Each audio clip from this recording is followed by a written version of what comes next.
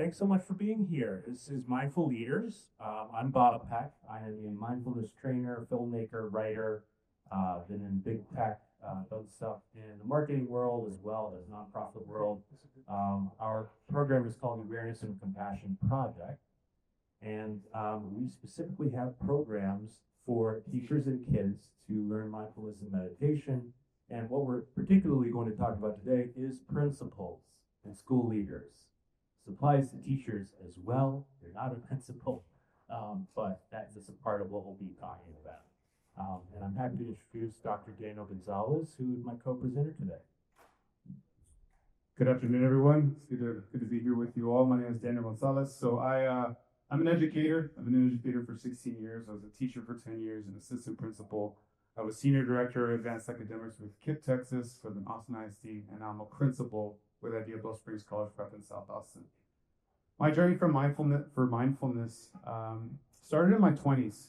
In my 20s, I had kind of an existential and spiritual crisis that I feel drew me to authors like Eckhart Tolle and Jiddu Krishnamurti, John Kabat-Zinn, people that have been practicing mindfulness and have used it as not only a way to be more present in their daily lives, but also to cope with stress, to deal with the anxiety of life. But I'd have to say it was definitely an intellectual process. It was something that was not practice-driven. It's something that I read about and thought about, but it's not something that I lived. And then in my mid-20s as a young teacher, starting a family, commuting an hour every day, feeling the stress of being an educator, I started noticing physical symptoms that would emerge as a result of my daily job-related and personal stress. Those led to physical manifestations like heart palpitations and ectopic beats, and some panic attacks resulted after that, and so it's kind of a scary time for me. Luckily, after a lot of medical testing, I found that everything was benign, but it was highly driven by my stress. And so I think my mid-20s is when it became more of a practice-driven lifestyle for me, mindfulness. When I became a principal, I know not everyone's a principal here, but please just feel comfortable. Raise your hand if you are a principal. Yeah. You know how stressful it is. You know how isolating it can be, how challenging it is. So as I entered my doctoral studies, I knew that I wanted to explore a little bit about how mindfulness might impact principals in the role that we serve, given how isolating it is, how challenging it is. And the research that I've uncovered is that we are not alone in feeling that stress. It is nationwide. Principals are quitting faster. I think the turnover for principals on average is about 3 years. It impacts student achievement. When principals don't stay in the seat, kids don't do as well in school. It's expensive for districts. A new teacher center estimates that about $75,000 are spent for every new principal hire. So it is a crisis. That stability of leadership is necessary. And if we don't figure out an intervention to make sure that principals are supported, and we'll talk a little bit more about what my dissertation uncovered, then we're going to have long-term effects that impact student achievement and our schools moving forward. So the research question that I asked was, how does mindfulness impact the perception of principals' job-related stress, job satisfaction, and job retention? So I'll pass it to Bob to talk a little bit about the 101 around mindfulness, and then we'll talk about my results for my dissertation study. Yeah, hopefully, I'm sure that sounds familiar to a lot of you guys in terms of stress and burnout. Before we talk a little bit about Daniel's dissertation and our program, what is mindfulness? Mindfulness 101. In terms of its antecedent is rooted in Buddhism. And I'm sure many of you here at South by Southwest in Austin, Texas are familiar. But just for greater context, it is primarily focused on noticing the breath and bringing us back into a state of the present moment.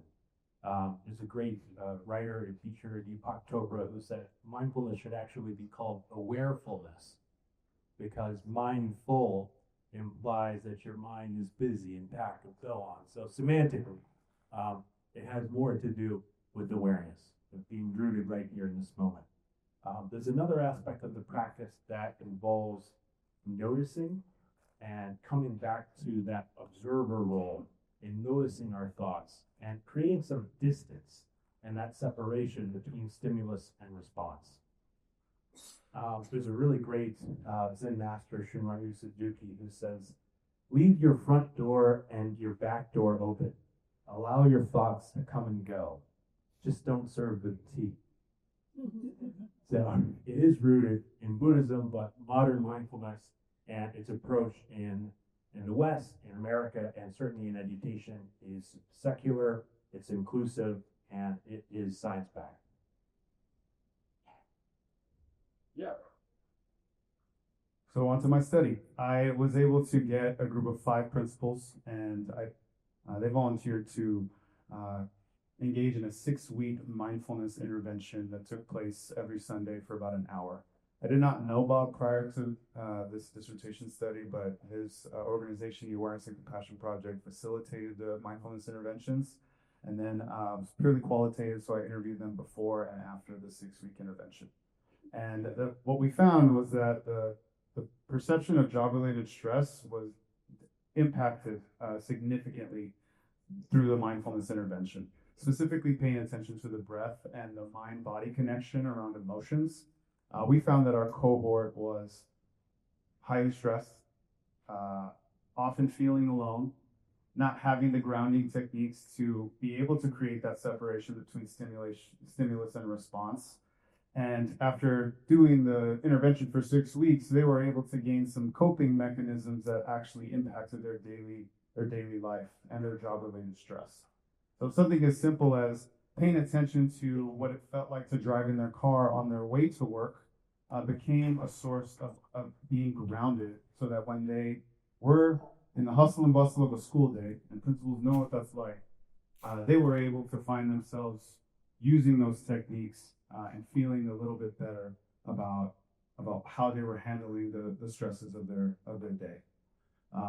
The other thing for job satisfaction and job retention, it actually did not impact their perception of that. They wanted to be principals, to remain as principals prior to the study. They wanted to remain as principals afterwards. And as a matter of fact, their job satisfaction dipped slightly from September to October, which is when the study took place. Some of them attributed that to just the fact that October for principals tends to be, October, you'll know what I'm talking about. It is a very, very stressful time. Still, they found great value in the intervention, and when I posed the question how they might receive this if their district provided it to them, not only was it something that they saw that could create long-term job satisfaction and retention in their career, it's something that also signified from the district that they cared about them as principals. Because one of the other kind of unique findings was that camaraderie of doing the study together, of doing the intervention together as principals, that was very therapeutic for them. It was not only doing the intervention, but it was doing it with someone else. It was doing it in community and creating that community of principals, which is already an isolating role. Not only gave them the coping skills, but it also gave them some peers to do it together with. So really powerful findings. There were definitely some limitations to the study, and I think y'all are going to resonate with this immediately. The number one thing that held principals back, anyone want to guess? Time. It is time, absolutely. When do we do this? How do we set aside time for a 30 to 45 minute meditation? And so we're going to get into it a little bit, but one of the recommendations is how do you make this something that lives within your daily calendar? How do you make this something that is not, a 30-minute PD, but is a moment to arrive before every huddle, before every PD, before every meeting with teachers, not 10 minutes or 30 minutes, but even 2 minutes or 5 minutes. And so I've begun to do that with my lead team, and I found a lot of benefit. I will say the first time I rolled that out to my team, they looked at me like I was crazy. I was like, we're gonna breathe a little bit. I had my belt. I'm a certified mindfulness meditation teacher as well, so I was able to bring that to them and kind of give them a little bit of a rationale around not only feeling more grounded, but making better decisions because you are more in a space of being present. And now they ask me for it. Now, before we get into a strategy, they'll be like, hey, can we breathe for 2 minutes? And I'm like, yeah, let's do it. That sounds great.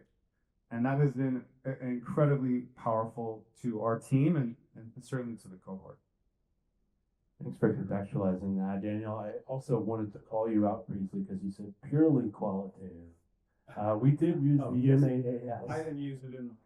Okay, well, we did. Yeah. Before and after. Okay. Yeah. So there's a clinical way of measuring mindfulness called the Mindful Attention Awareness Scale. It's what they use in peer-reviewed research on mindfulness meditation studies. So we incorporate that in our cohorts as well. Um, yeah, I think in terms of helping, Daniel mentioned, I think positive reaction to stress was what came up kind of over and over again. It's a stressful environment, industry, and role, leaders and teachers yourselves. One of the examples I think in terms of how mindfulness can help is that connection between mind and body. So in our program, which is called the Aware Educator, feel free to talk to me after, and there's materials on some of the tables. We explore a variety of these concepts and practices in modules, to Daniel's point, that are bite-sized. We recognize the need to listen to teachers and principals around that kind of 5 to 9, 12 minutes, 4 to 7 minute sweet spot in terms of digestible concepts, practices, and skills. The mind-body connection is a big one in our curriculum, and it essentially is based off of a variety of research, including the body keeps the score, which is a revolutionary physiological study on, essentially we hold on to stress in our bodies, in our actual physical systems. We talk about trauma response and also neurological principles involving the amygdala's stress response, how deep breathing can regulate. So while we do cover practices and concepts, we're also citing science and some of the latest research, which there is no shortage now. Absolutely. And then we're going to talk, I think, top-down approach was something that was really interesting. We've been trying to get meditation and mindfulness into schools for a few years now. It can be challenging. We've had some successes, but we started with kids. We started with students. We saw this work in a variety of nonprofits here in Central Texas. And then what happened was teachers came to us and said, this is really interesting. This is really cool. But what is this? How do we do this? So we said, oh, we need to build a program for teachers and adults, because when a teacher or a principal is playing the material for students without that practice, it's less effective for students. It's much more effective if the adult has a grasp, or even better, a personal practice as well. So it's a tangible kind of transmission. And so I know that that's important to you guys. Yeah, I talked a little bit about how this was primarily an intellectual-driven practice, and then became more of a intellectual-driven experience in learning about mindfulness, and then became a practice-driven experience due to like those physical symptoms I was having. And so I'm always, talking to kids, talking to staff, talking to families. It has become a need to have. It's not a nice to have, it's a need to have. I have to take my moments to take my deep breaths, to ground myself. It's something that I want to share with my lead team so that they are able to deal with the stressors of their day. And obviously that needs to get to teachers and to kids. So the other recommendation is that you have to be the model. And I would just say, you may not know about mindfulness. This may be something that's new to you, or something that you're just kind of like getting into practicing. But we all know stress. And so if that is something that you feel like there's a 1 to 2 minutes I can take care of for myself to separate myself from that stress of my daily life, of all the work that I put into the school, the community I serve, I would highly encourage you to look at a program like the Aware Educator as something that could potentially bolster your practice, and then you can pass that down to your staff, your lead teams, your teachers, and of course your kids. We all know the big push on SEL, right? On how important it is. I've found that those programs generally, it depends on the program. I'm sure there are really great programs, but I've found that there's not a lot of buy-in. Like, that's the biggest challenge that I have, is getting teachers to buy into things like that. I think being able to be aware of your breathing and your body in this moment, in this space, is universal.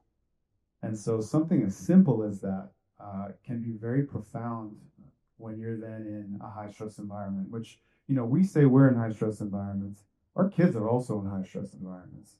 You know, like I mentioned with the research, kids in the most marginalized communities in our country are the ones who experience the most leader turnover.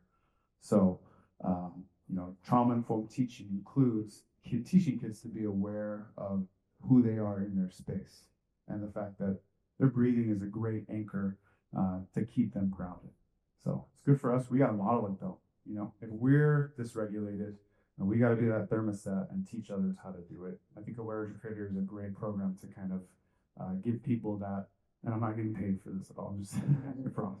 Is just something that bolstered my study. We found that it actually really did help principals in feeling more grounded. And the goal then, I think, for me is how do we get as many leaders as possible to practice these things, because I've seen the benefit for me personally, to then make it to leaders, teachers, and kids. We do want to definitely open the floor up for questions here in a moment. I wanted to just ask you a couple of questions about you addressing roadblocks. I think in terms of the cohort, it was interesting because we had a real spectrum of principals in terms of their familiarity with mindfulness. It was like one principal who has been a practitioner for 10 years, then there is like, there was a gal who goes to yoga, who just started, and then it was kind of athletes and then secular and, more resistance. And so how did you, even before from a school standpoint, how did you address, and I'll color this, but how did you address some of those initial roadblocks in their own practice and their own kind of willingness to try to? Yeah, I think we lean on the science, right? John Kabat-Zinn with the mindfulness-based stress reduction program that he has at MIT. Those are clinical studies. Those are people that deal with chronic stress. There are a lot of studies that are in different industries, like nursing, another high stress fields, that it's shown not only to reduce the stress of nurses, but also improves their performance, like the incidence of making mistakes or like things like that. Those things are reduced because they're more aware and present as they're interacting in their environment. So really leaning on the research and the science, because it's, I know it's got spiritual roots, but there's actually a lot of neurology around it, and the idea of like opening up pathways in your brain, or like parts of your brain that aren't really always active unless you are in that space of meditation. The waves that are activated in meditation are very unique. And so leaning on the science, starting there. Yeah, and happy to point to, there's a few books at the front that some of which have impacted our program. Altered Traits is the best kind of de facto collection of research on mindfulness throughout the last 5 decades, which has had a quadratic explosion. It's on our website, but the amount of research studies is not linear. It was a handful basically in the 70s and 80s. It's now over 100 a year. And so it is just exploding. There's no shortage of studies talking about its efficacy in terms of stress reduction, concentration, self-compassion even. So it's really pretty ubiquitous in terms of this benefit. Yeah, so I think that's the entry point. And then once you've gotten into the practice, you find that time is definitely a roadblock. Some of the cohort didn't feel like they were doing it right, like this notion of what does it mean to be mindful. And I think that's something that a good program can help clear up. With time, question. Yeah, what does it mean to do? What does it mean to be mindful, and how do you measure that? That can be a challenge. But time is the big one, and I think that's why. And my recommendations for my research is really finding a way to fold it into your daily experience, because it's one thing to meditate for 15 to 20 minutes, but really where you want this to live is in that high stress environment. You want to be mindful when things are not going perfectly. You're not always going to have a quiet environment with soothing music to practice. That's what's bolstering your ability to be mindful when, kids are dysregulated or adults are dysregulated, or the things that you're going to deal with on a daily basis, and you can never really predict what's going to happen as a leader. So this is the fortification for that, so that when those things do hit, you can give yourself that space so that you can react appropriately. Do what's best for the whatever's happening in front of you. we did want to bring a lot of information, but it's also a meetup. And if there's any questions about personal practice or school implementation, feel free to raise your hand. We're happy to pass the mic. That'd be good. I can project. Go. Okay. Can you give us an example of like what your practice would be with mindfulness, like as a principal, where would you fit it in? What does it look like? Yeah, so I'll give you an example. We at IDEA, we have morning levels every morning where we talk about kind of our priorities for the day and what the events that are taking place. And so before we do anything, we'll just take a mindful breath. So it's literally 1 minute where I will lead the group through a little bit of like grounded breathing. Have them kind of settle their gaze, whether we're in a foyer in the front office or in a conference room. And just say, hey, we're going to breathe together. I'll lead them through it. I'll put a short timer. Have them do exactly what you did as you walked in. Kind of a moment to arrive. You're taking a deep breath. You're paying attention to your breathing. I'll tell them to kind of feel themselves grounded under your feet. Feel your feet connected to the floor. Sensations of breathing. Know that thoughts are going to come in. That's always part of it. Because immediately when you start doing that, your mind wants to flood you with whatever it is you're about to have to deal with or what's happening in the morning. And so just knowing that that's a normal process, right? You just acknowledge this thing and move on. We do it for a minute, and then we come back, okay, let's go to this. Let's get to business. Here are the things that we have to do with today. So that would be a really short 1 minute example of how I get my team to do it together prior to hitting the work for the day. And again, not to be too commercially, we created a program, but in terms of our program, there's also a lot of great free resources online that we're happy to point to as well. In terms of our section, we have a mindful methods section. So moment to arrive is pretty much the number one. Kind of beginning either a meeting with leaders or a meeting, your classroom, when your classroom starts as a teacher. We also have mindful listening, mindful eating. There's a variety of other kind of methods and practices to engage with that help kind of solidify. I'll also add that sometimes I find myself wanting to do the meditation too. Like I'm also feeling like I need to take a deep breath, so I'll pull up like a 2-minute recording of the meditation and play it on my phone so that instead of leading it, because when you're leading it, it's a little bit different. You're also meditating, but you're really stewarding others. So that when I'm actually playing the recording, I can also like take my deep breaths, get in a moment of presence and groundedness, and then turn. The other thing I'll say with what the aware educator, I think it's a great tool to teach you how to do that. Because sometimes I'll have a leader that's dysregulated as a fan or a parent calls them or whatever's going on. And to be aware and get them to say, hey, take a deep breath. Let's get in this moment. I think what are we going to do about this so that we're connected. And that's something that I can do also. Because, leaders can do that work too. Anyone else? Please. Hi. I host mindfulness events for young people, and we do a lot of breathwork stuff because obviously that's just amazing. I'm curious, we're trying to kind of dabble into just other activities, so I'm just curious if you have any ideas, because you kind of mentioned like mindful listening, or there's other ways to practice mindfulness. So I'm curious, if you have any ideas of ways to kind of like infuse mindfulness into activities that can help support mental health. I mean, mindful eating is another really good one that I think a lot. I've done that with my team in more of a tactical meeting. It's not more of the daily kind of everyday thing, but every once in a while, I've done it once where we got some food and just literally observe your food and take a look at it and kind of like feel the weight of the food in your hand, maybe like a carrot, like raisins, like little things like that.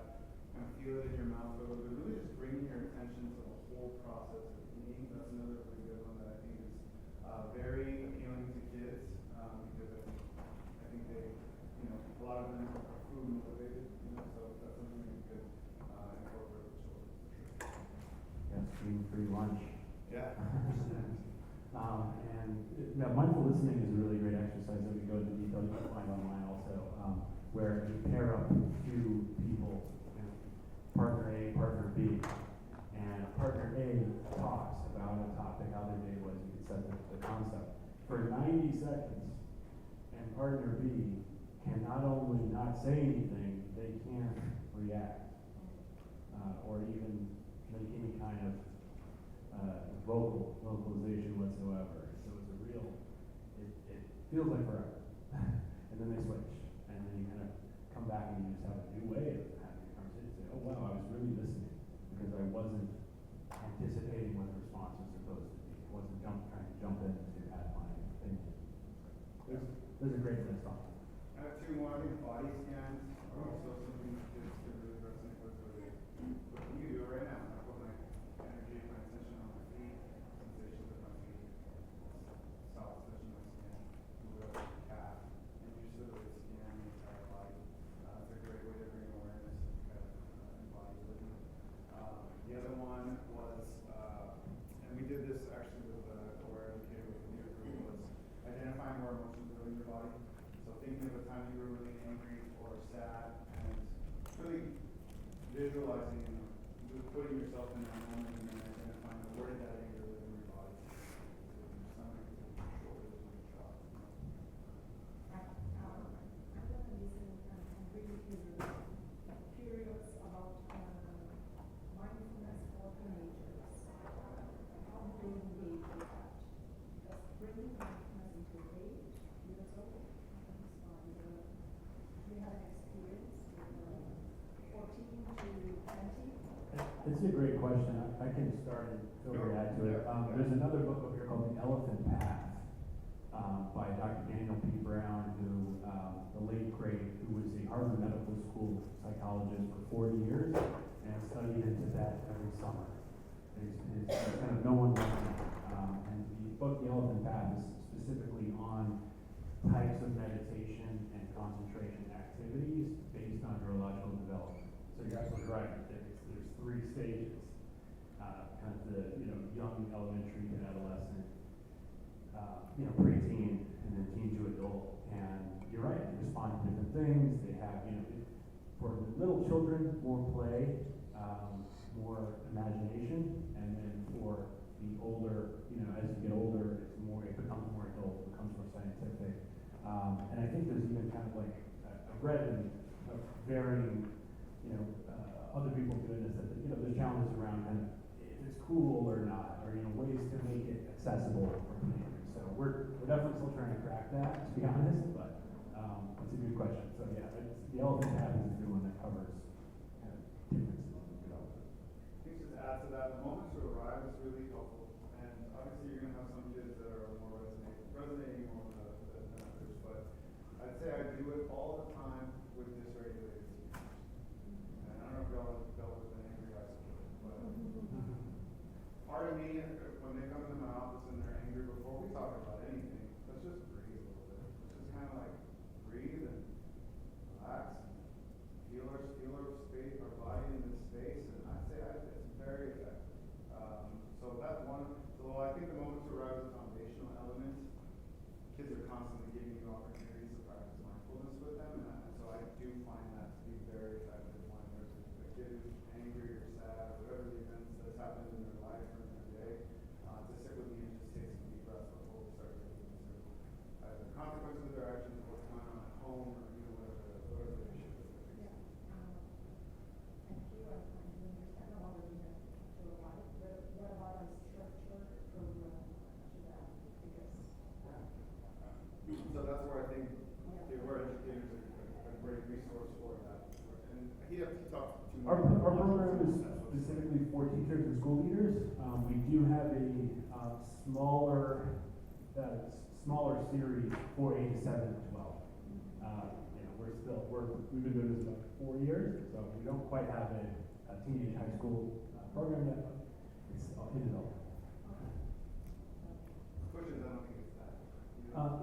And by the way, other great resources, Headspace, which probably you guys have heard of by now, hopefully, it's a great app that's all ages. Insight Timer has a ton of free meditations for all ages as well. Those are 2 apps. Also YouTube, you can search and find some great stuff. So there's a lot of great programs out there. Anyone else? Yes. I have a question as a building leader, bringing this to staff or as part of our practice. How do you feel is the best way to frame this so that it can become part of what we do without it being looked at as like, oh, here's one more thing that we're doing? Yeah, I think the framing is really important. And so the way that I framed it with my team is that we are you say you've had a negative interaction, say you've had a great day, but you have one negative interaction with a parent. What do you tend to be thinking about that evening? Most people tend to be thinking about the one negative thing that happened, and so that negativity bias is built into us, right? So it's actually an evolutionary system, where if I mistook a rock for a lion, right, the consequence of mistaking the rock for the lion is that I'm gonna get eaten, right? But if I did it the other way around, then I just made a mistake. And so we're hardwired to make that mistake a million times so that we don't make the other mistake even once. So our bodies are geared towards negativity, towards stress. And so mindfulness is a way to create that separation between the stimulus and the response. And what I would tell my team is you're constantly facing stressful environments, stressful events, constantly happening. So this is a tool that I'm providing you as a leader so that you can deal with those things and feel like you are successful. And so that when you do have that negative experience with a parent, even though you had a wonderful day, you know how to ground yourself and separate that event from all the good things that happen, right? So I would really frame it as a way to manage their stress and make better decisions. That's how I do it with my team.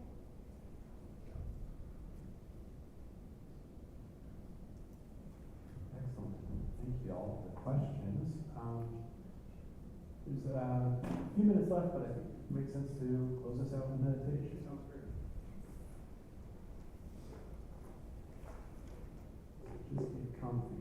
This is another short one too. This is a sample from our program. So begin settling in. One of the biggest misconceptions in meditation is that you believe that you need to be doing something or achieving something, when in reality, all we're doing is just being in this present moment.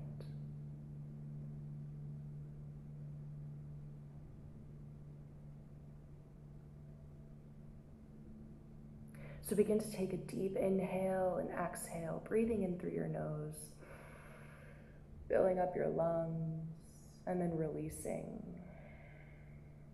And as you release, feeling your body soften here.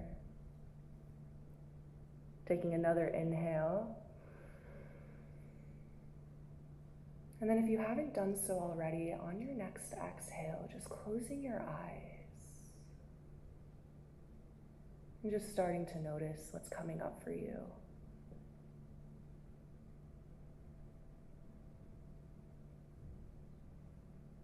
Training the brain to recognize when thoughts come in and distractions take us away from the present moment. And then slowly recognizing that and bringing our attention back to the sensation of our breath and our body, grounding down wherever we're seated.